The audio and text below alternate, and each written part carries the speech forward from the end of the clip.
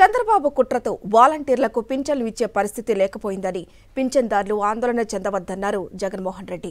కొద్ది రోజులు ఓపిక పడితే జూన్ 4న తిరిగి ఇంత కుట్ర చేసిన చంద్రబాబు నాయుడు 31 మంది మరణానికి కారకురయ్యారని ఆయన్ని హంతకుడనాలా మరేమనాలని జగన్మోహన్ రెడ్డి నిలదీశారు. ఇంతటి దుర్మార్గం చేసినందువల్ల ఇప్పటికే ఈ మధ్య కాలంలోనే ఏకంగా 31 మంది అవ్వాతాతలు పెన్షన్లు అందుకునే పరిస్థితిలో అందుకోలేక నడచలేక అవస్థ పడలేక ఏకంగా 31 మంది ప్రాణాలు విడిచిన పరిస్థితులు కేవలం ఈ 2 రోజుల్లో 31 మందిని చంపిన ఈ చంద్రబాబు నాయుడు గారిని హంతకుడు అందామా, లేకపోతే అంతకన్నా దారుణమైన పదమేదైనా ఉంది అంటే అదందామా అని చెప్పి ఆలోచన చేయమని కోరుతా ఉన్నా. వైఎస్ఆర్ కాంగ్రెస్ దూకుడు చూసి భయపడ్డ చంద్రబాబు నాయుడు అండ్ కో ఆ కక్షను వాలంటీర్లపై తీర్చుకునే ప్రయత్నం చేసిందన్నది కఠోర వాస్తవం. పింఛన్దారులు రోడ్డున పడి విలవిల్లాడుతూ ఉంటే యూటర్న్ తీసుకున్న టీడీపీ నేతలు వాలంటీర్లు పింఛన్లు ఇవ్వకపోవటానికి మాకేం సంబంధం అన్నారు. అయితే టీడీపీ రాజమండ్రి ఎమ్మెల్యే అభ్యర్థి ఆదిరెడ్డి వాసు స్వయంగా ప్రెస్ మీట్ పెట్టి తాము చెబితేనే తమ నాయకుడు చంద్రబాబు నాయుడు వాలంటీర్లపై ఫిర్యాదు చేయించి ఆంక్షలు పెట్టించారని అన్నారు. దీన్నే జగన్మోహన్ రెడ్డి గుర్తు చేస్తున్నారు.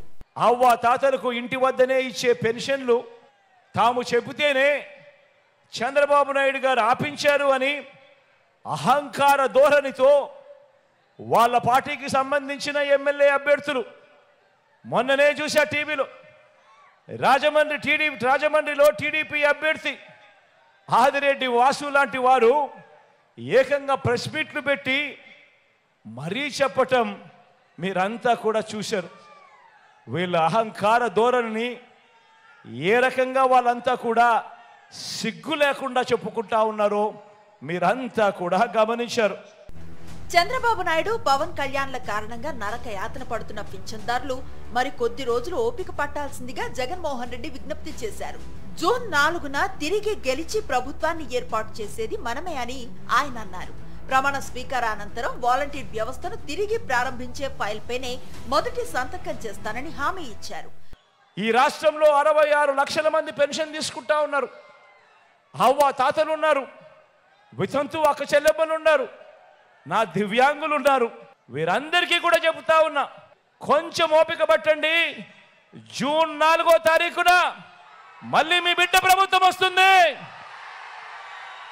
నా మొట్టమొదటి సంతకం మళ్ళీ వాలంటీర్ల వ్యవస్థ తీసుకొచ్చి ప్రతి ఇంటికి కూడా మళ్ళీ సేవలు అందించే కార్యక్రమం నా మొట్టమొదటి సంతకం చేస్తాను అని చెప్పి సందర్భంగా తెలియజేస్తా ఉన్నా. వివక్షకు తావు లేకుండా అద్భుతమైన సేవలను అందించే వాలంటీర్లను వేధిస్తున్న చంద్రబాబు నాయుడు తన హయాంలో ప్రజలను పీడించుకు తిన్న జన్మభూమి కమిటీలను ఒక్కసారి గుర్తు చేసుకోవాలన్నారు జగన్మోహన్ రెడ్డి.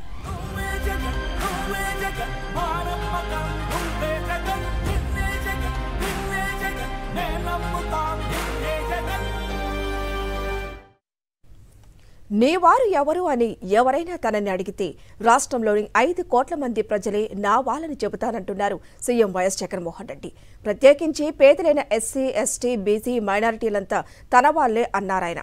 చంద్రబాబు నాయుడికి నా అనేవారు ఎవరూ లేరని, ఆంధ్రప్రదేశ్లో లేరని, బాబుకు అయిన వారంతా పొరుగునే ఉన్న తెలంగాణ రాజధానిలోనే ఉన్నారని జగన్మోహన్ రెడ్డి అన్నారు. ఎల్లో మీడియా పవన్ కళ్యాణ్లను చంద్రబాబు నమ్ముకుంటే కోట్లాది మంది ప్రజల అండదండలే తన బలమని ఆయన చాటి చెప్పారు.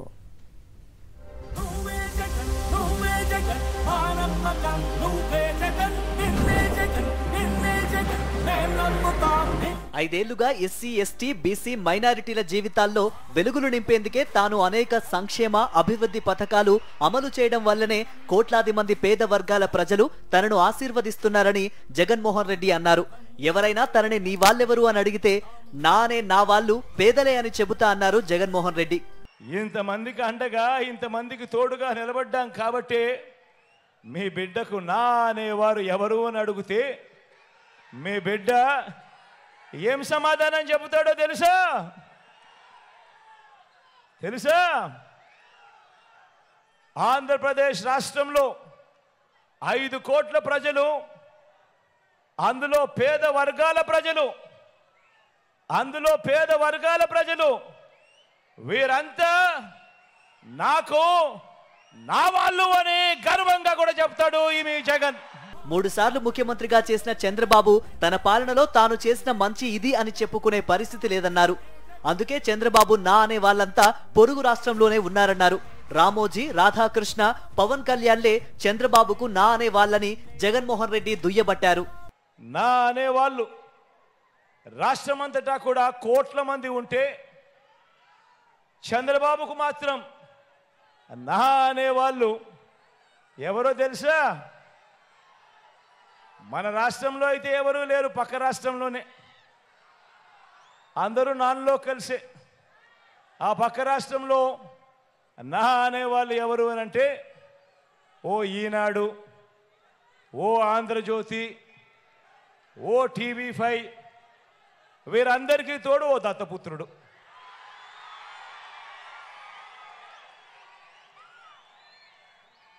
వీళ్ళందరూ కలిసి గ్రామ గ్రామాన ఏర్పాటు చేసుకున్న జన్మభూమి కమిటీల దొంగల ముఠ. వీళ్ళంతా కూడా మన రాష్ట్రాన్ని దోచుకోవడం, దోచుకున్నది వీళ్ళంతా కూడా పంచుకోవడం, ఇది వీళ్ళకు తెలిసిన రాజకీయం. 5 ఏళ్లుగా తాను అమలు చేస్తున్న సంక్షేమ పథకాలన్నీ వచ్చే 5 ఏళ్ల పాటు అలానే కొనసాగుతాయన్నారు జగన్మోహన్ రెడ్డి. మేనిఫెస్టోలో ఇచ్చినవే కాకుండా వెసులుబాటును బట్టి ఇవ్వని హామీలను కూడా అమలు చేస్తామన్నారు. ఏ హామీ అయినా తాను చేయగలిగితేనే తాను చెబుతానన్నారు.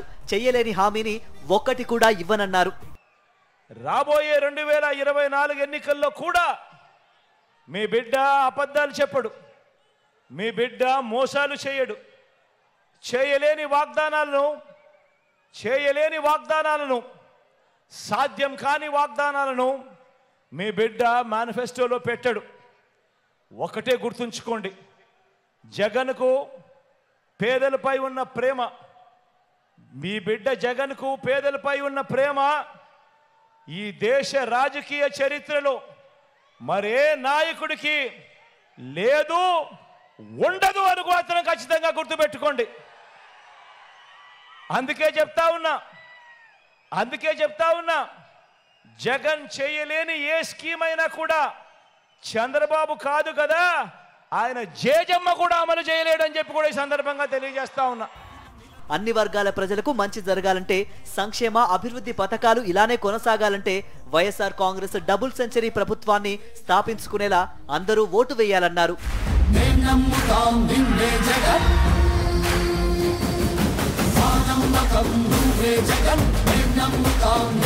జగన్